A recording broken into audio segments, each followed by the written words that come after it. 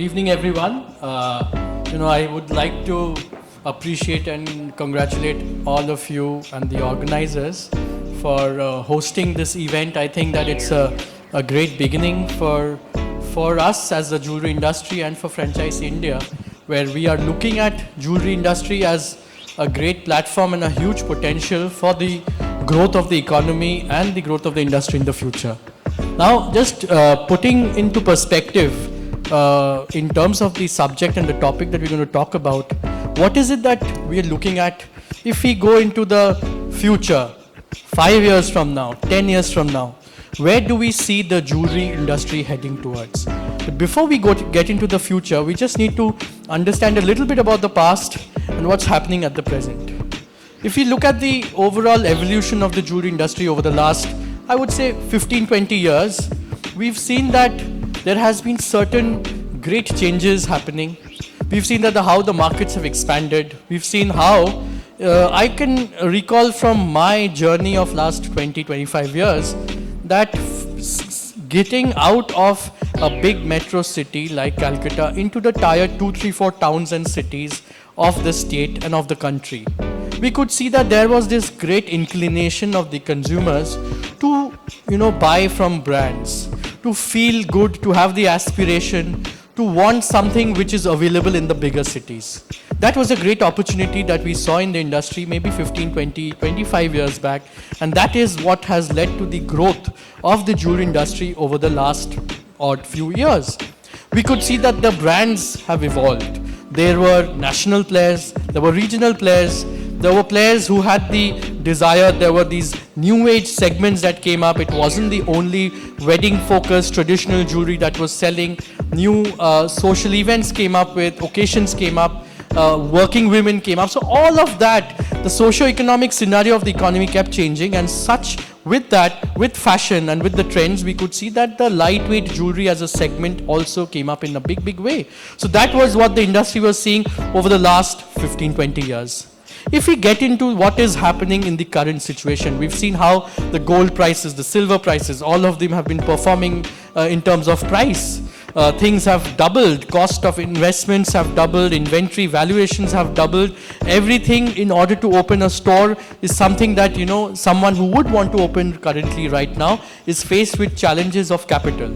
But in order to overcome that challenge, there is also another segment, an opportunity that is coming up with, for which I think that, asset light model, having fellow partners, entrepreneurs, franchisees who are willing to partner your growth into the upcoming markets with the urbanization of our country happening. I think that is a great opportunity that is coming up with. So that is one opportunity which the industry has to look into and see where that growth can come from. The second other aspect where the industry has to look into is the young generation consumers. It's no more that we are talking of our mothers and aunts as the consumer. Neither, at the current age, those with the age of 40, 45, 38, those who are married and is settling into their family life is your consumer for the future as well. It is those which are 16, 18, 20, 22 years old who will be the drivers of consumption for the next 10, 15 years. So as an industry, there is one aspect which is getting into these newer towns, new urban centers, tier 2, 3, 4, the great new agricultural India getting into the industrial India. So that's one segment to look into, and the other one is the new generation customer, and the industry has been talking about it for quite some time now. But I think that one change, 2020, we could see that one drastic change of hybrid models, omnichannels coming into the picture. And now, I think it's 5-6 years down the line where we could actually see the Gen Z, the millennials, and the Gen Alpha also showcasing what they want. And that is where the industry has to work towards. So this is what's happening in the current situation. Now, getting into what we see from 5 years, 10 years from now. Now, let's answer and address a few questions. What is it that is driving any other industry today?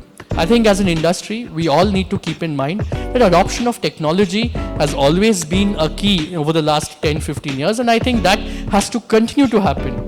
If you look at the way the consumers are behaving today, I think social media, mobile phones, that has become area where people are actually getting to explore the brand, understand what kind of products are going to look good, what is new in trend, and after the discovery that is happening there, that's where the physical aspect of the store is coming in terms of the physical experience. So first thing I think as an industry we need to keep in mind is that look at discovery using the digital medium and look at the experience from the physical medium. Now in this experience, there are many players who are looking at giving how do we give that great different experience to the consumer. It cannot be the same old method. There has to be either with the adoption of new technology, the adoption of new products, new trends, new knowledge, new training, that experience at the store level is given for that new generation customer to come and feel it's worth their money and it's worth their time. Second is the expansion into the new markets through the franchisee medium. But as a brand, we have to keep in mind that we need to keep on investing in the brand building in various ways. Whether you want to build a brand digitally as a D2C brand, whether you want to create the sense of luxury through various marketing channels and adoption of new celebrities, new way of positioning yourself. But there is one responsibility as a brand we need to keep is investing in brand building. And the second responsibility we need to have is through partnering, through expansion, through the growth initiatives, you keep on expanding and getting into the newer markets. So this is how I think we need to keep in mind as an industry player for the future. The third thing that we need to do, we all are aware, and I think it's been a much talked about subject, is the implementation of AI in each and every aspect of your business to become much more efficient. So here, if we need to power our progress into the future, now the only digital currency, if we really need to look at, is how do we become efficient and manage our time properly. In that short period of time that we all have, we need to make sure that the customer wants a particular kind of product and certain designs. We need to make sure we give it as fast as possible. If we need to keep in mind that how do we give a great wow experience and feeling to the customer through AI generated content, we need to think of doing that and ensuring that the experience at our store is becoming that much more attractive.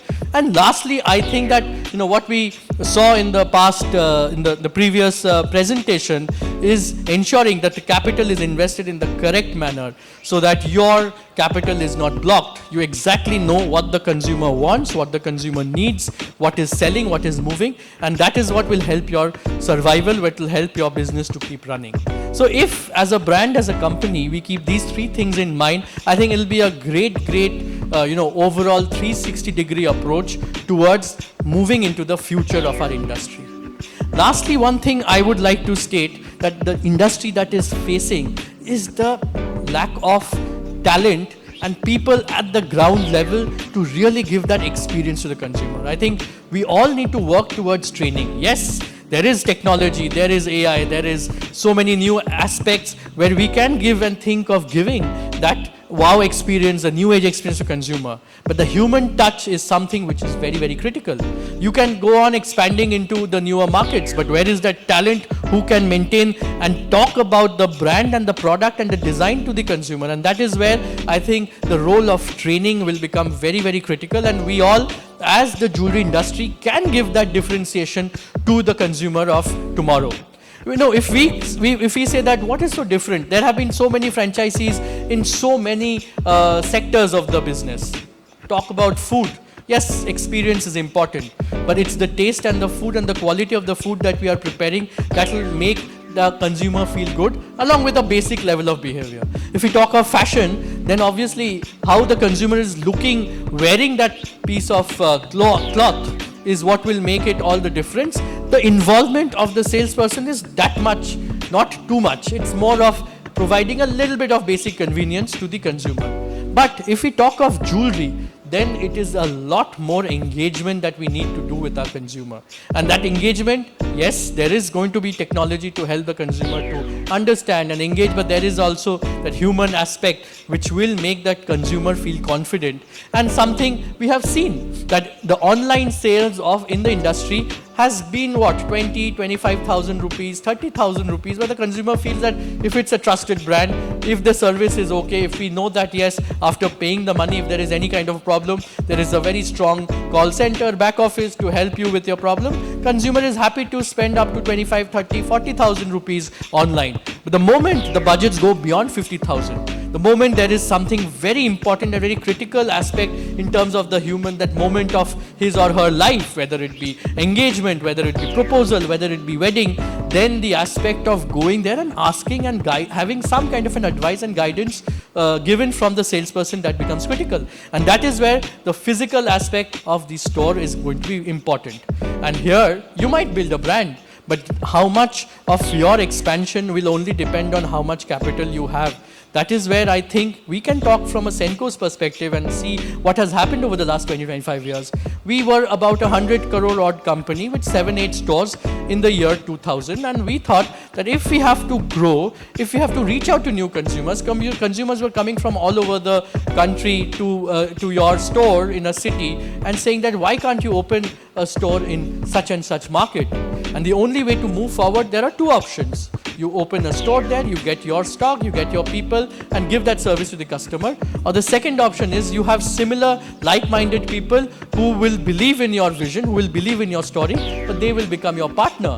And whatever gross margins and the value of the brand that you build, you can keep a part of for yourself, and you can pass on the rest of it to that potential franchisee owner who can feel that this brand is not just your brand, it's his brand or her brand. And that same passion and that identity which will keep that person going and giving that service to the customer. And that is where from 7-8 stores today, we can say that we have got more than 190 stores, out of which almost 40% of the stores is franchisees into the tier 2, 3, 4 towns and cities of the country. And we are looking at people who are involved in the business. I think that is what is most important, that we need investors, we need franchisee partners who will say that this is my identity, this is my brand. And if that formula works, and by the blessing of God, I must say, first of all, we all know that we must have an idea in our mind. We must say that this is the ideal and the best way forward. And we must believe in that idea.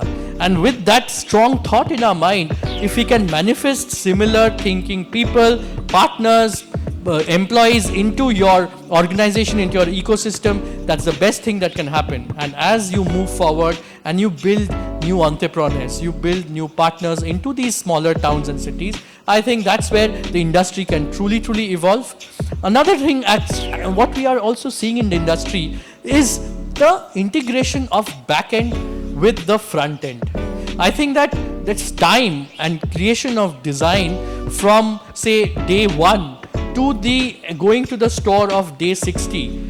As we all work towards with more collaboration and integration and moving from that day 1 to day 60 to day 1 to day 15 or day 10, the faster, the better. And with the onset of technology, CAD, CAM, 3D printing, things can become faster. It's just that we need to go beyond whatever we've been thinking all this while. And I think that as members of the industry that we are having this special, this event where we are only looking at what we as a jewelry industry can offer to potential investors. I think that what we can really offer is happiness.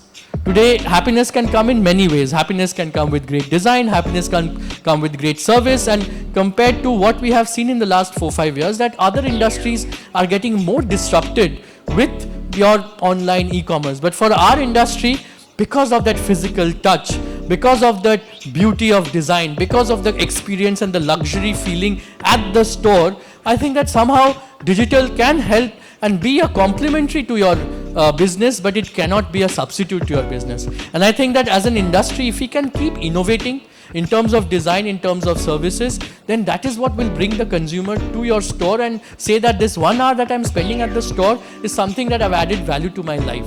And that value to our life is not just about discounting, that value to your life is also about knowledge, that value to your life is also about the little bit of happiness that we as retailers and jewelry players can create in that consumer's life in a stressful world. So all said and done, I think that there are certain power that we have in our industry in terms of providing that feeling and providing that special pampering aspect to your consumer, and which we all need to do, number one. Number two, we need to go beyond thinking of the traditional designs, thinking beyond the fact that we are not just limited by gold. There is so many new other metals, materials. We've seen silver, we've seen lab grown, we've seen, recently we are launching other kind of very innovative metals, just to give that wow feeling to the customer, and something that it's easy on the pocket of the consumer as well, but also fulfilling that need for looking different. So I think that we as an industry need to keep on evolving and not think and in that limited black box in our mind, but think that what is beyond it. And thirdly, I say that, we've seen so much, and at the end of the day, investment mindset towards the category of gold and diamond has always been there and has been helping our franchisee partner, our consumer, to create wealth. But along with that investment mindset of creating wealth, I think now it is also our mindset to create that sense of trendiness and the sense of fashion, so that the consumers feels incomplete without that piece of jewelry that he or she is wearing on her. And it's a challenge for us, yes, that how do we keep on evolving and addressing to the new generation customer. But the way it's said by Nicholas Taleb, that what has survived for so many years, the probability and the possibility for it to survive for many more years in the future is what will keep this industry alive. And I think that the better, the faster, and the more we can adopt and accept that things are changing and technology has to be an integral part of your system, I think that it will only help to keep technology and the human creativity living together and moving forward. So thank you very much. And to all of you, I think you all are from various parts of the industry. For the potential franchisee partners, I can say that just like we have real estate as an asset, we have equity as an asset, the products that we are dealing with is not only something that the consumers will desire, but it also helps you all and the consumer to build asset for the future. And we feel proud and privileged that we are a part of this industry. It is Goddess Lakshmi that we are dealing with. And now with Goddess Lakshmi, we have to just make sure that our Rahu, which is the future, the Venus, the luxury, and Shukra with the innovation, we need to integrate all of together so that we are ready in the world for tomorrow.